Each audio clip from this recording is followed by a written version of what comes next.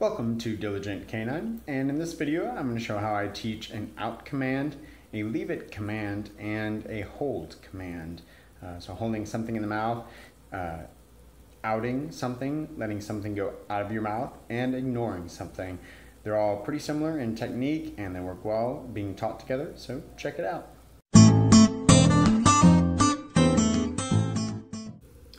The most common, or what I would imagine is the most common method for teaching a dog to out is called the two-ball method. Basically because you're going to use two balls. However, it's pretty important to have two balls of the exact same color, age, wear, smell, all that needs to be the same. And basically what happens is you entice your dog with one ball, throw it, they fetch it, they are chewing on it, they're self-satisfying on the first ball, and then your job becomes to produce the second ball and make it so exciting that the dog wants to relinquish the first ball because you have done a good job of selling the idea that, hey, there's this even cooler thing over here. You've got to give the dog a reason to give up the first ball. And in this example, I have a rubber ball with a hard core that I use a lot for rewards, but I have a tennis ball, which my dog Dean absolutely loves. So it's going to be really hard for me to distinguish between these, or for me to get him to separate these two and leave this one for this one. So I'm going to go ahead and show that anyway, because that will lead to another technique that I use for teaching out. One thing I do want to mention about the two-ball method is that it's great exercise for your dog, because when you get really efficient at this, what effectively happens is you throw the ball, your dog brings it back to you, they out the first ball, and you throw the other ball the other direction. And they bring that back to you, and they spit out, and you throw the first ball again. So what happens then is your dog is almost constantly sprinting back and forth as far as you can throw the ball, and they don't have much of a break in between, just a couple seconds to sit and spit the ball out, or whatever your out procedure is. So it's really good exercise for them as well. Let's start with the blue ball first.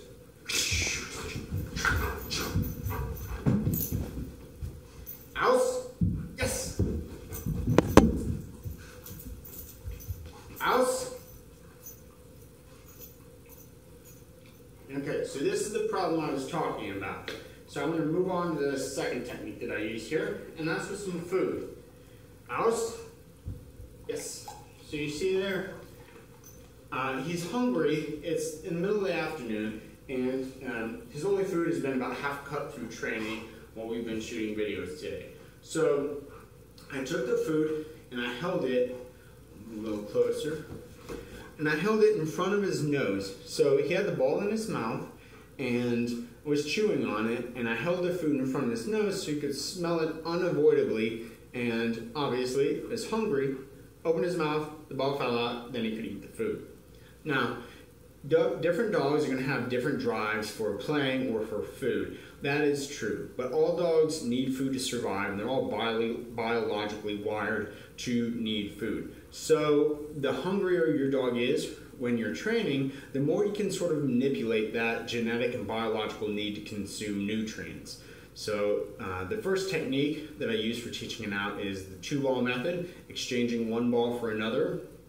And the second method that I use then is holding food in front of the dog's nose to get them to relinquish whatever is in their mouth in favor of the food. There is a third method that I use, and that is controlling and manipulating the object itself. So if my dog, say, brings the tennis ball to me, but he's not spitting it out when I tell him to out, or aus, German, I need to get that ball out somehow. I might be trying to weigh food in front of his face, but he's just so fixated and so driven to, well, devour his prey, that being the ball. I need to do that a different way.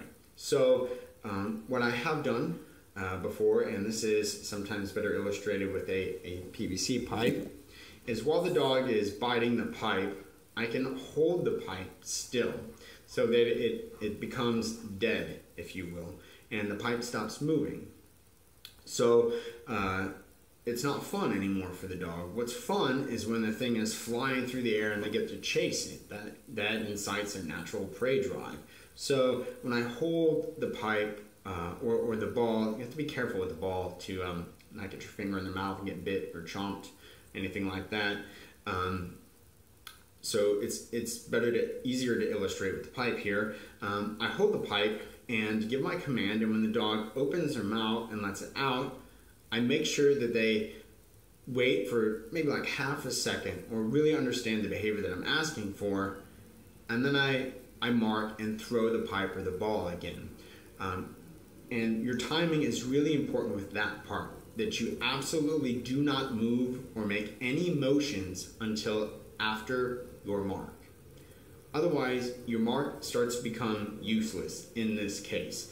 So I need to be very, very careful that the sequence is articulate and that I am making my mark, my bridge, whether that's a click or a yes, and then throwing the pipe. Okay, so maybe even waiting just a tenth of a second between the two to make sure that I don't inadvertently throw the pipe while or before I'm marking with a clicker or my verbal mark. So let's take a look at that. Let's take a look at that third method then. Ding! Yes! What?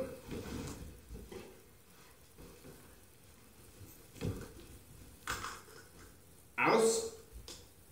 Yes. Ring. Yes.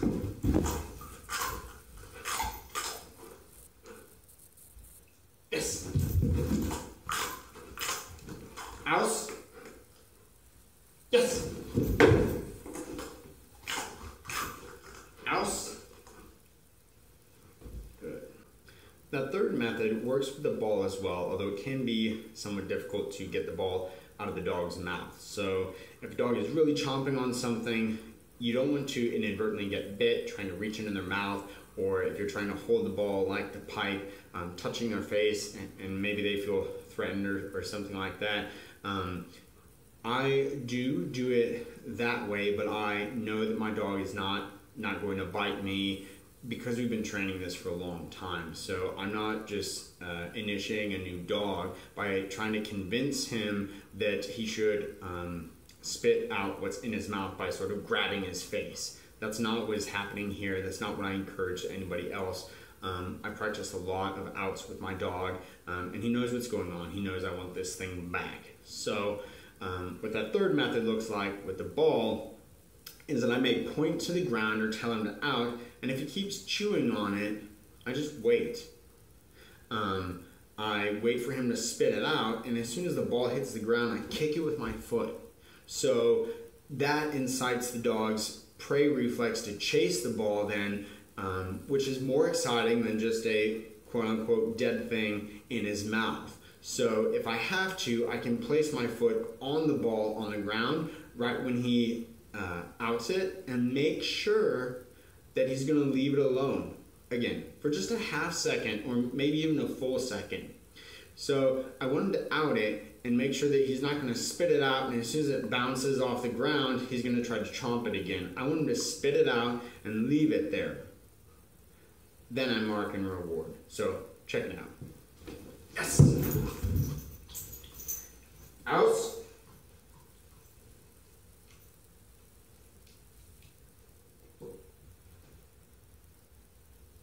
Aus.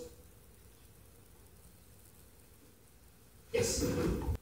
Moving on to a leave it command then, which is used for redirecting your dog's behavior from one thing to another. I use the same principles that I showed with that last out method with the ball. So what I'm looking for, my criteria, what I'm looking for is for the dog to pause, to move his attention away from that thing that he wants to do to something that I want it to do. This is very similar as well to an attention or attention retention command, like watch me, wanting the dog to make eye contact with you, or redirect the dog from something that it's doing or something that might get it in trouble back to you. But I've already got several commands in this video, so it's got to stop somewhere. For the leave it command then, what we're going to do is try to redirect the dog off of something that it wants with something that is more exciting. Something that is our job, to make it more exciting. So when I first taught this to my dog Dean, I used a method with two bits of food, or a little bit of food in each hand. And what I would look for was I would present one hand of food, give the command, and I wouldn't let my dog eat it. And what I want is for him to leave it alone, to not eat the food. And then I would reward him with food in the other hand. And I would sort of dump the old food into that now empty hand and repeat the process so that the reward was being delivered by alternate hands. It wasn't always coming from the same side. So that doesn't always work. The dogs can get kind of confused with what you're asking them, but here's what that looks like. Ding. Leave it? Yes. And then while he's cleaning up, I can switch hands. Leave it? Yes. What's oftentimes much more practical then is teaching your dog to leave it or be redirected with leash pressure. So that could be a slip line like I've got on Dean now, or it could be a flat collar and leash, or it could be a prong collar. This is the same kind of technique that I showed in the video on teaching your dog to come to you when called, as well as walking loose on a leash. So one detail to point out here is that in this situation, a slip lead works very well to teach your dog what pressure on their neck means.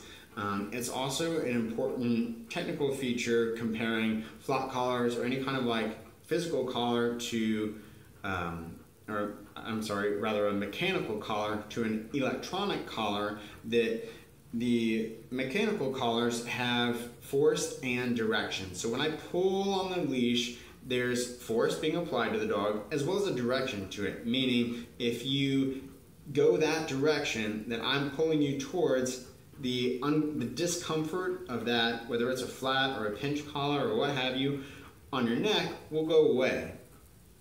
The thing with e-collars is they only have force. There's not a direction to it. So sometimes it is a good idea to use a leash with those as well. But going back to what we're talking about today, the slip lead can help direct my dog. So it gives just enough pressure that I'm not worried about them hurting themselves in this sort of training environment. You can see this room is pretty cleared out. It is the room, you've probably seen it before in my videos, that I use for all my training, and it's my sort of classroom for my dog where I can add and remove stimulation as needed. But when teaching a new behavior or demonstrating something, I try to keep it as baseline as possible. So I've got a tennis ball here that I'm going to try to redirect my dog off of. Again, yes.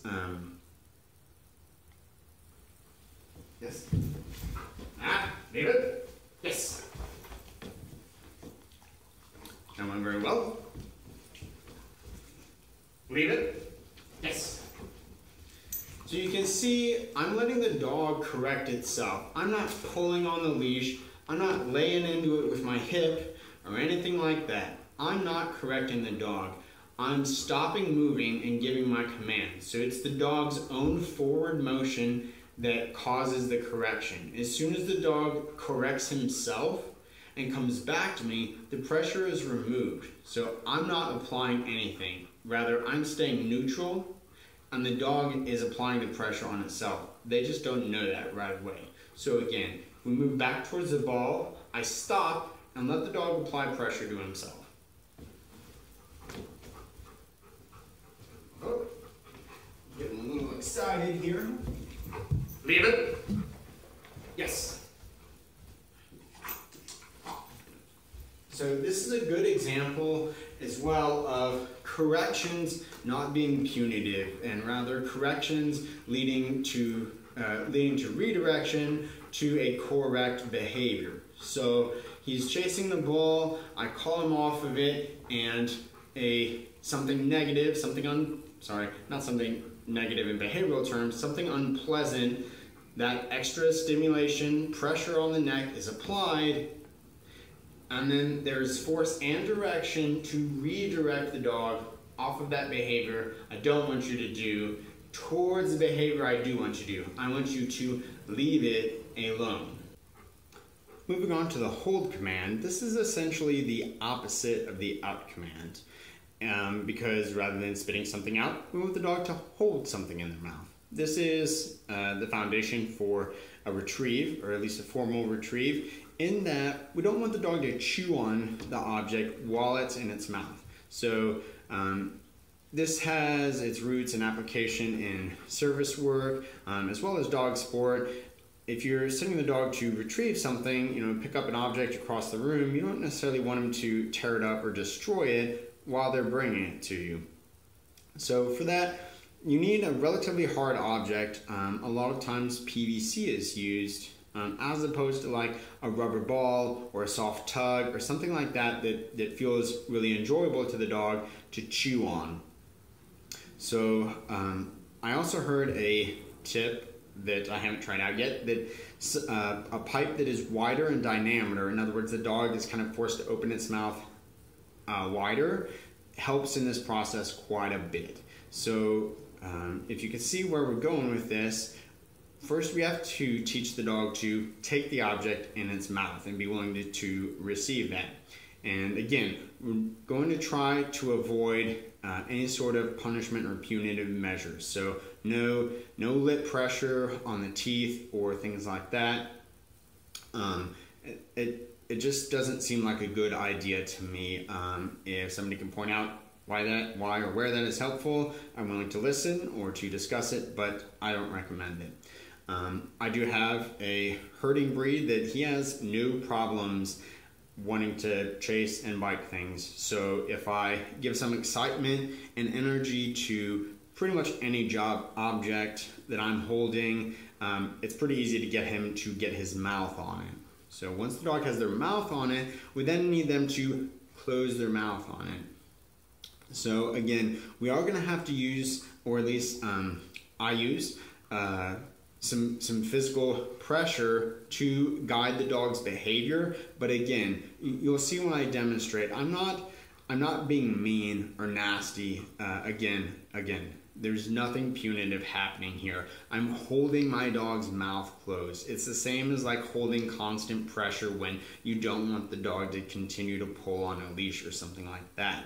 I want the dog to hold it on its own, and I will gradually release pressure and mark and reward. So my initial criteria when I'm very first starting this with the dog may only be you stop wiggling your head.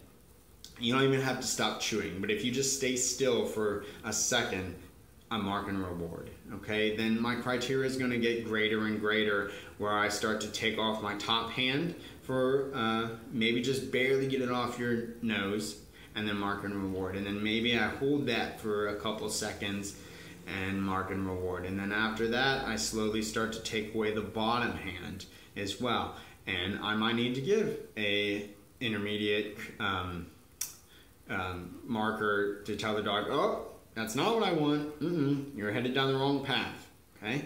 But I can also encourage them while I'm building duration in these commands. So if they stop wiggling and resisting, and I start to remove pressure, I can encourage them by saying good, good, good, and then marking and rewarding. So it definitely doesn't have to be all at once. Like anything in dog training, your initial criteria might be very, very different and much lower on the staircase than the end result behavior that you're working towards. So let's take a look at that stuff in action.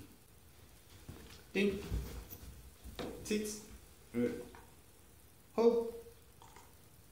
Yes.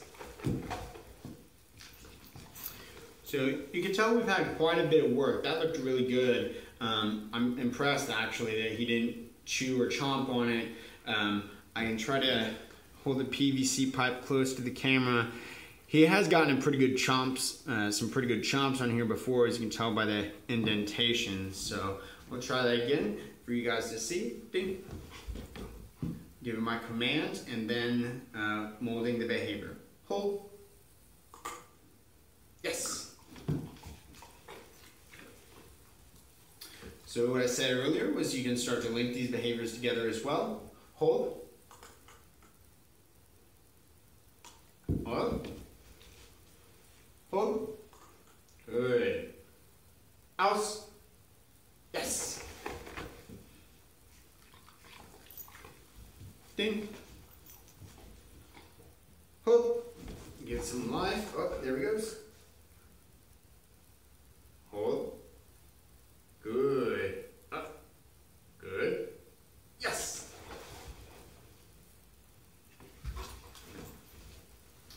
So there's a series of useful commands for you. Teaching the out, teaching the dog to leave it, and teaching the dog to hold something in their mouth.